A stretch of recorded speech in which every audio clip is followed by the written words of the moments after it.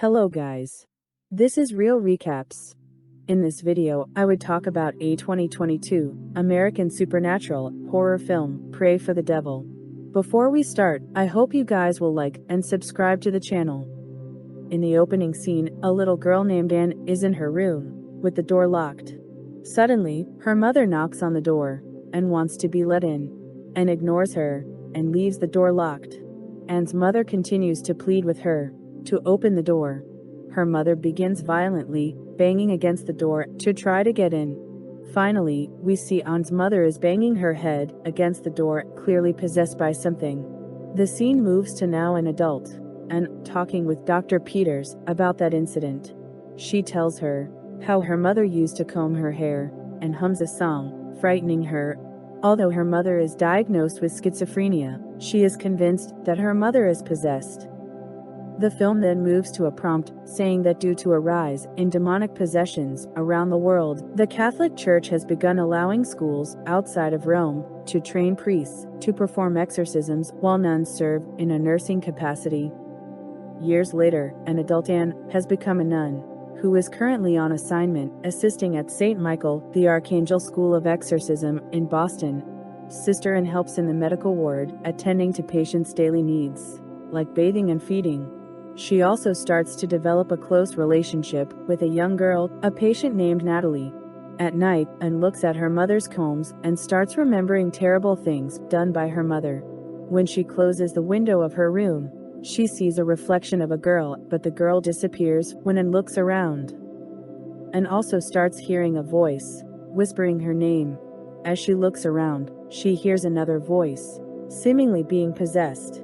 She follows the voice, and it turns out, it comes from an exorcism class taught by Father Quinn. She sneaks in and joins the class. Curious about the ways of exorcism, she makes her own research about the case. She is later admonished because nuns are prohibited from being taught the ways of exorcisms. Only priests are allowed to perform the act of exorcism. One afternoon, Anne gives a sponge bath to a patient when he starts humming a song that reminds Anne of her mother when she was possessed. Terrified, Anne tries to escape, but he attacks her. He forces her to dance around with him.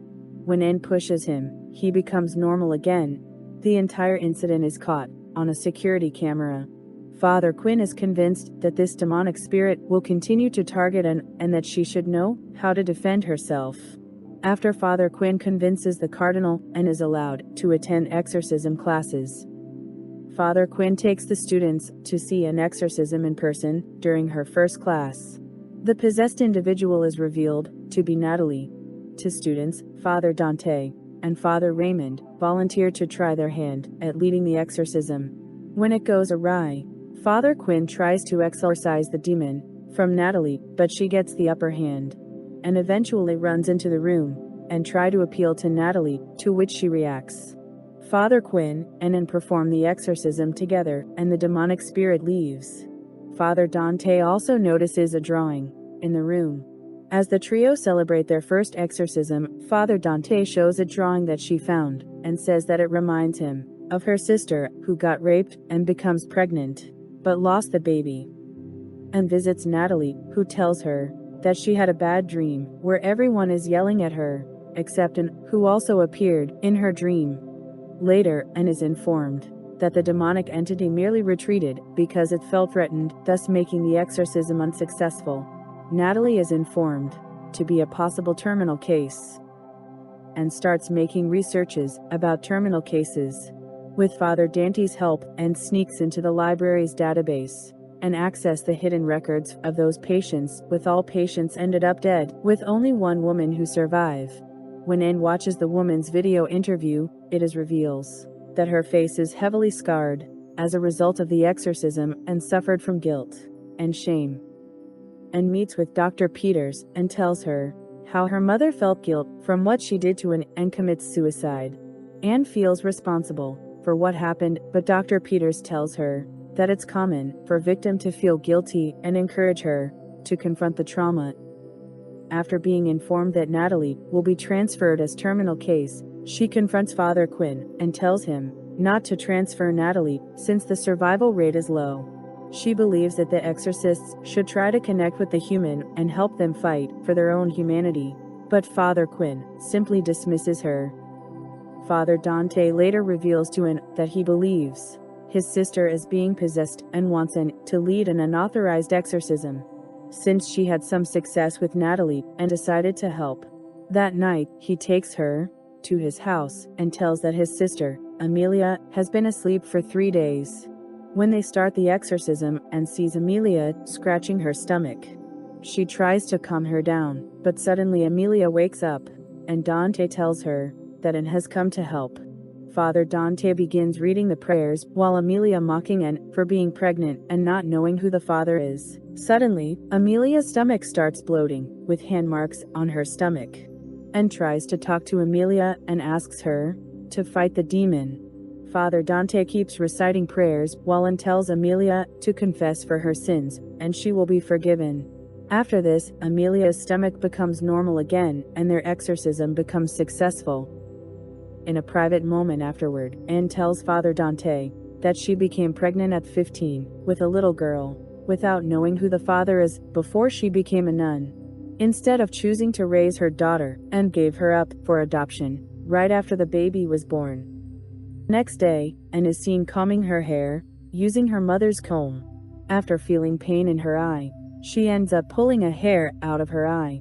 She is later summoned into a meeting with Father Quinn and the Cardinal. They reveal to Anne that shortly after their session with Father Dante's sister, she committed suicide.